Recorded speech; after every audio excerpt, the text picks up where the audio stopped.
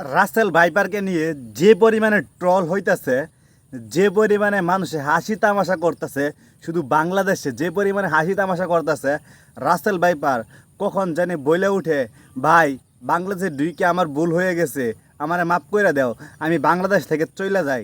রাসেল ভাইপারকে দূর করার জন্য ভাই কোনো কিছু প্রয়োগ করতে হবে না, লাঠি মাঠি বাটি মাটি কিচ্ছুই প্রয়োগ করতে হবে না।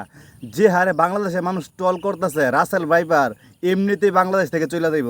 দেখবেন কয়দিন পরে রাসেল ভাইপারে ফেসবুকে স্ট্যাটাস দিব।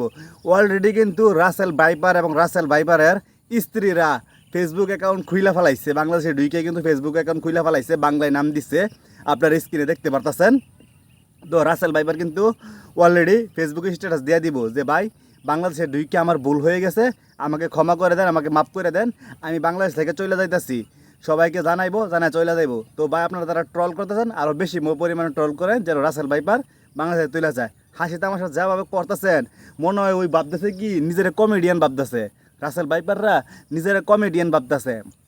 সে যে একটা বিষধর সাপ, বিষাক্তক সাপ, সেটা কিন্তু আপনারা বুঝতে দিতেছেন না। আপনারা যে পরিমাণে ট্রল করতেছেন, আমি কিন্তু সীমান্ত এলাকায় পাহাড় এলাকায় বসে রয়েছি ইন্ডিয়ান সীমান্তের কাছে, তো আমি কিন্তু ট্রল করতেছি না। আমার বাড়ির সীমানার কাছে দেখতে পারতেছেন পিছনে পাহাড় পোহাড়। আপনারা যে হারে ট্রল করতেছেন, রাসেল ভাই আমার ভুল হয়েছে, আমাকে ক্ষমা করে দাও, আমি চলে যাচ্ছি বাংলাদেশ থেকে। তো বেশি করে ট্রল করেন, রাসেল ভাইপার ক্ষমা চায়া সেলুট জানায় চলে দেবো বাংলাদেশ থেকে। ধন্যবাদ।